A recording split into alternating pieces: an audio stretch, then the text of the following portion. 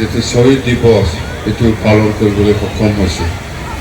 তো এতিয়া আজিৰ এই শ্বহীদ দিৱসৰ উপস্থিত আমাৰ বড়োলেণ্ড টেৰিটৰিয়েল কাউন্সিলৰ আমাৰ সকল MCLA সকল আৰু উপস্থিত আমাৰ এই কোকৰাঝাৰৰ আমাৰ সন্মানীয় সমাজকৰ্মীসকল, গাৰ্জেনসকল আৰু বিভিন্ন স্কুলৰ পৰা কলেজৰ পৰা আহি উপস্থিত হোৱা সন্মানীয় আমাৰ ছাত্ৰ ছাত্ৰীসকল আৰু ইয়াত আজি কোকৰাঝাৰ জিলাৰ অসম আন্দোলনত শ্বহীদ হোৱা 6জন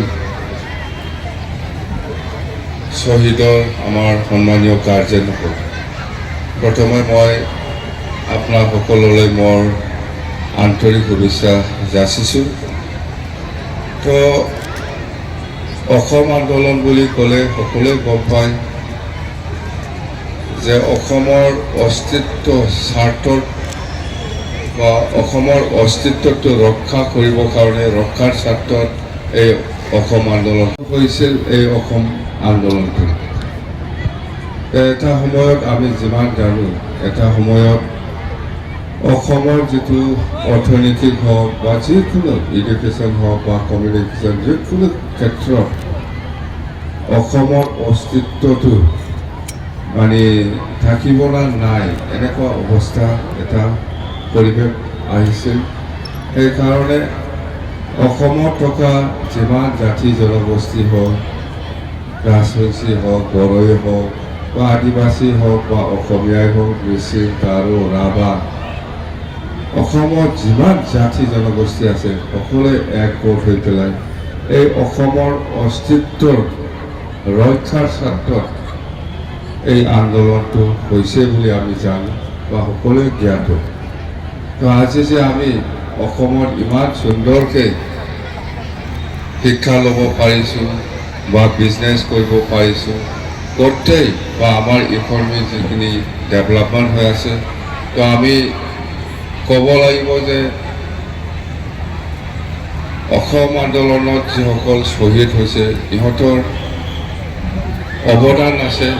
ইহঁতৰ কাৰণে আমি আজি অসমত যিমান জাতি জনগোষ্ঠী আছে নিজৰ নিজৰ ভাষাৰ ক্ষেত্ৰত হওক, কালচাৰৰ ক্ষেত্ৰতে হওক বা যিকোনো পৰ্যায়ত আমি আজি ইণ্ডিপেণ্ডেণ্টলি আমি নিজাববীয়াকৈ মানে এনজয় কৰিব পাৰিছোঁ। সেইকাৰণে আমি অসম আন্দোলনত যিসকল শ্বহীদ হৈছে সিহঁতক আমি প্ৰণাম কৰিব জানিব লাগিব। সকলোৰে দায়িত্ব আমি সন্মান দি যাব লাগিব। যদি সন্মান দিব নাজানে তেতিয়াহ'লে আমাৰ বিৰাট ডাঙৰ ভুল। ৰাইজৰ কাৰণে এটা মানে সদায় মানে শ্বহীদসকলক যিখিনি গাৰ্জেন আছে সদায় আমি সন্মান দিয়াৰ নিচিনা হ'ব আৰু এইটো আমি কেতিয়াও পাহৰি যাব নালাগে।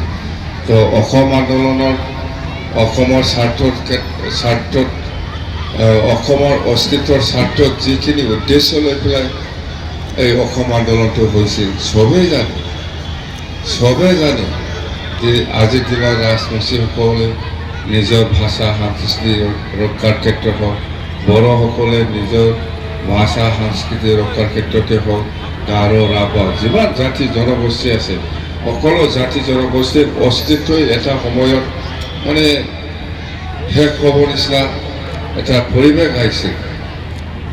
সেইটো সেই অসম আন্দোলনৰ জৰিয়তে আমি ৰক্ষা কৰিব পাৰিছোঁ বুলি আমি ক'ব পাৰে।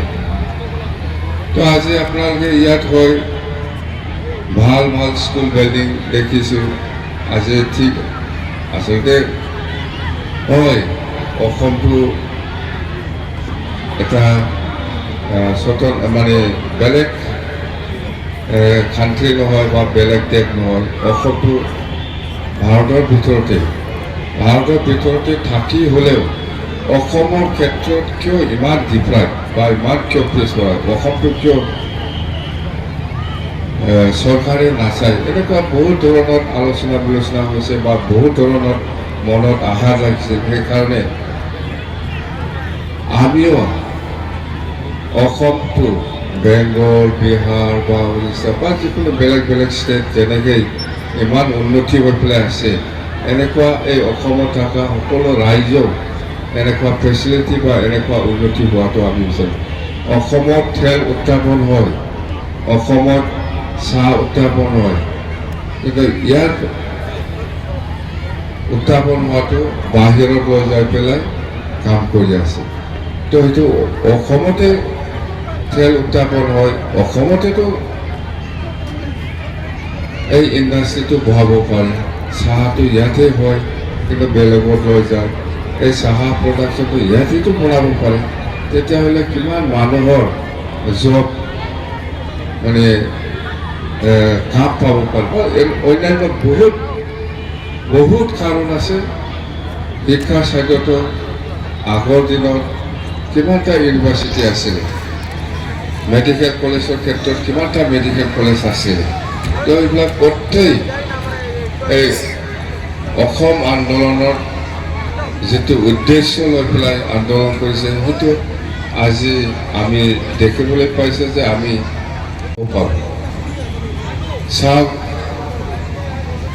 এতিয়া অসমৰ মুঠতে গোটেই যিখিনি অসমৰ আজি সৃষ্টি হৈছে, এইটো অসম আন্দোলনৰ ফলাফল বুলি আমি ক'ব পাৰোঁ।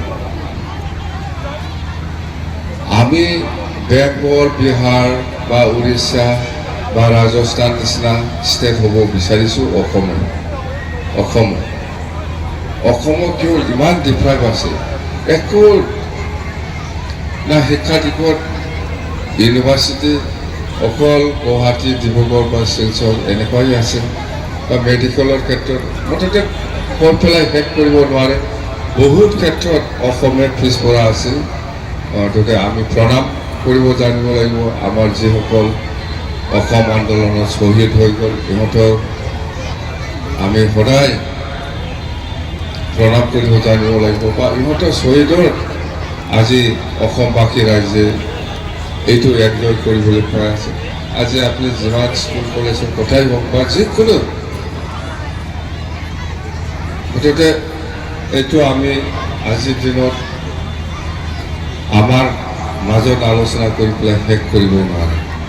তো আমি যেন অসম চৰকাৰে আজি দিনটো শ্বহীদ দিৱস হিচাপে যিখিনি প্ৰত্যেকটো জিলাত পালন কৰিবলৈ দিছে, ডাঙৰীয়াসকলক দায়িত্ব দি পেলাই সেইটো খুব ভাল প্ৰগ্ৰাম হৈছে। আমিও আজি এই কোকৰাঝাৰ জিলা শ্বহীদ দিৱস পালন কৰা